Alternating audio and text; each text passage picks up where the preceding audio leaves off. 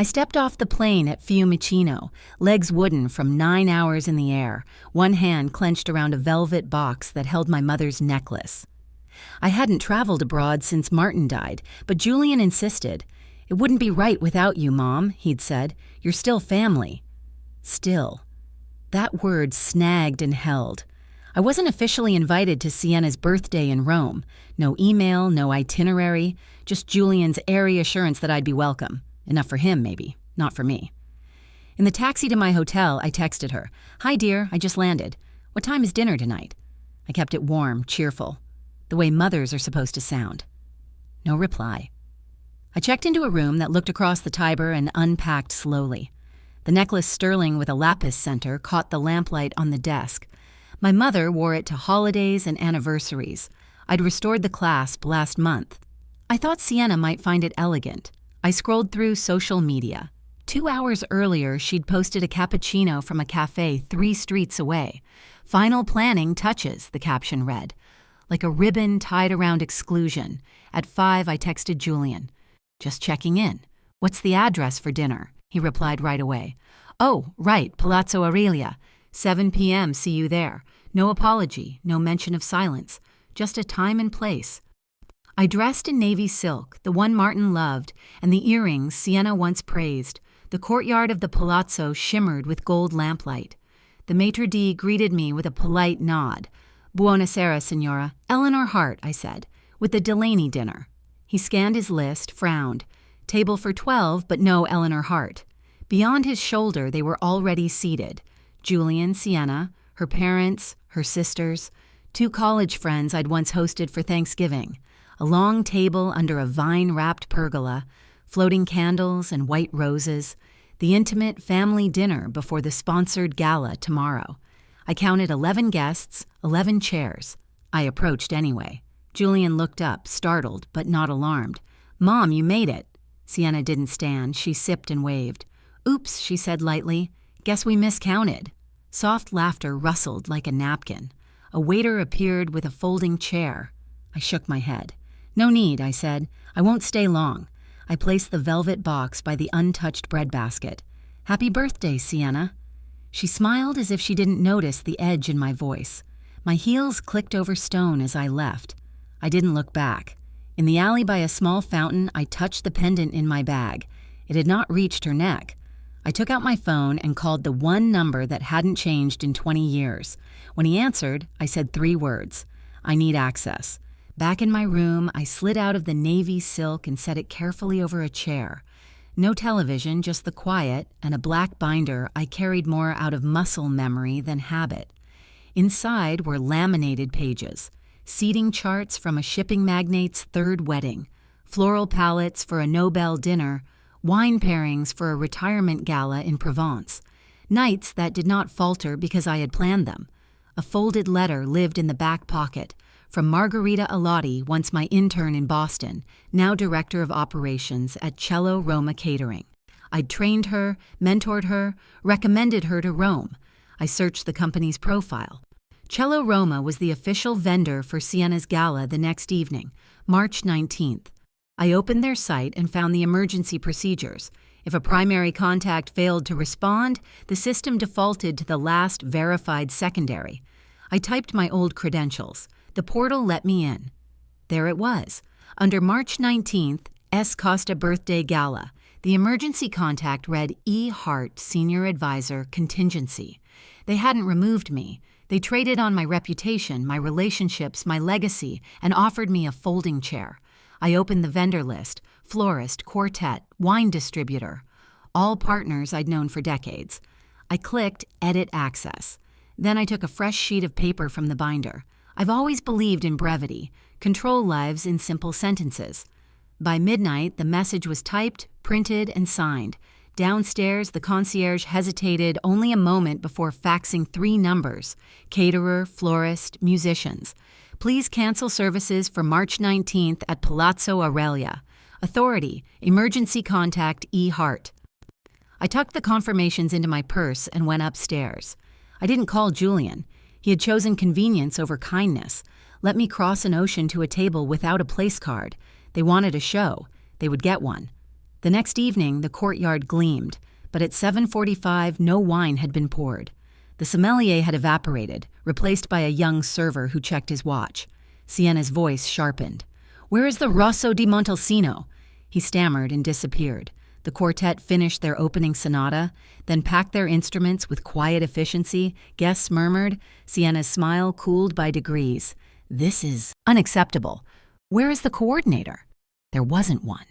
The woman they'd leaned on for years was upstairs in a cotton robe, drinking elderflower tea and letting the evening fold in on itself. In the kitchen, the head chef read my note again. The cancellation had arrived that morning. He delayed out of respect for Margarita's mentorship, but with no approvals, no payment confirmation, and a prickle of unease, he made the call. The cake, a 3-tier hazelnut torte spun with sugar, was boxed and rolled back into cold storage. When Sienna asked to see it, the pastry chef looked politely puzzled. From my balcony, I saw Julian stand and take out his phone. He started to dial, then stopped. His shoulders dropped. Even from a distance, I recognized the moment comprehension landed. The timing, the vanishing staff, the precision. He knew. A fashion columnist in sequins rose with theatrical boredom. "Is this performance art?" she asked.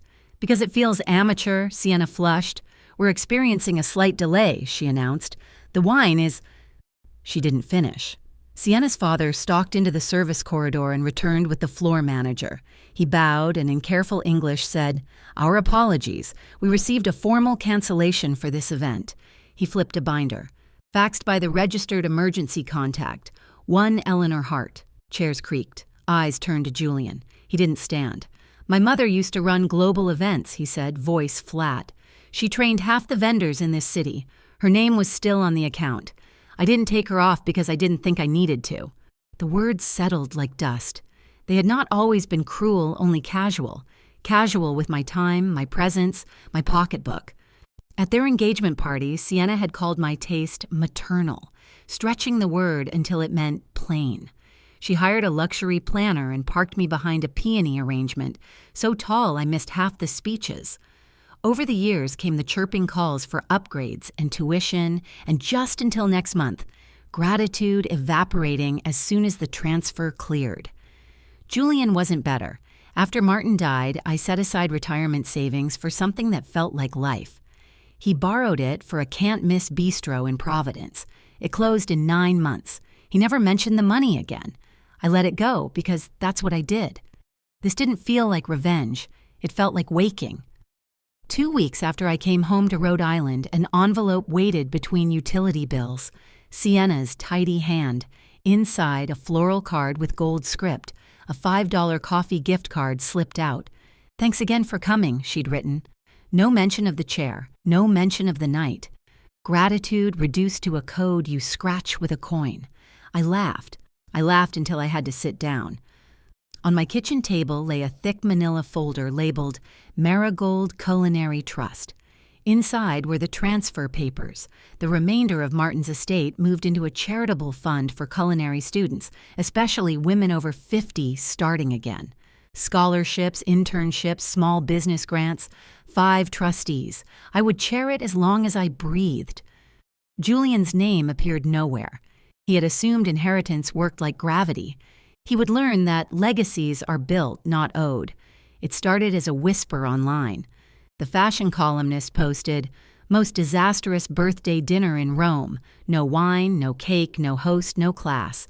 40,000 likes in a day. Sponsors drifted from Sienna's blog. She posted an opaque note about unexpected disruptions and went quiet. One rainy afternoon, Julian knocked on my door. He looked older, not tired, ashamed. I let him in without a word. He sat at the table where we'd done flashcards and later signed his first loan. He wrapped his hands around the mug I set before him like it might burn or save him. "I know what you did," he said. "The trust, the dinner, all of it. Why would you do that to us?" I didn't raise my voice. I opened my planner to the week's page. Under family, the line was blank. He stared. I turned the page. The next week was full. Final interviews, grant disbursements, opening dinner confirmed, apprentices lodged. There was no room left for him there, only forward. The dining hall where we held the trust's first dinner was modest. No chandeliers, no roses air-freighted from somewhere that forgot seasons. Just the smell of caramelized onions and rosemary chicken, and the laughter of people who had never asked me for a checkbook. The apprentices, 9 of them, had planned the evening and forbade me from lifting a finger. I'd taught them restraint, balance, seasoning with patience. They returned it all with quiet care. At the head of the long, reclaimed pine table waited a carved chair draped with a linen sash embroidered with my name. A small card above my plate read simply, "Braised lamb over lemon farro with herbed yogurt."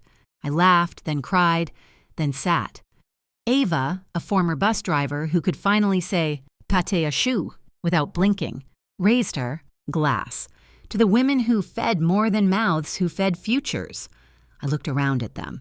Women in their 50s daring a second act, a single father learning pastry, a retired nurse building a bakery out of early mornings. None of them asked who I had once belonged to. They only knew I had said yes when others hadn't. They excluded me from one dinner, I said, steady, so I built 100 more without them. We toasted. No photographers, no speeches, just the light ring of forks against joy. When the dishes were washed and the room exhaled into quiet, I stood alone at the end of the long table. Once, that kind of quiet felt like erasure. Now it felt earned. I had learned what no spare chair can teach. The only seat that matters is the one you give yourself.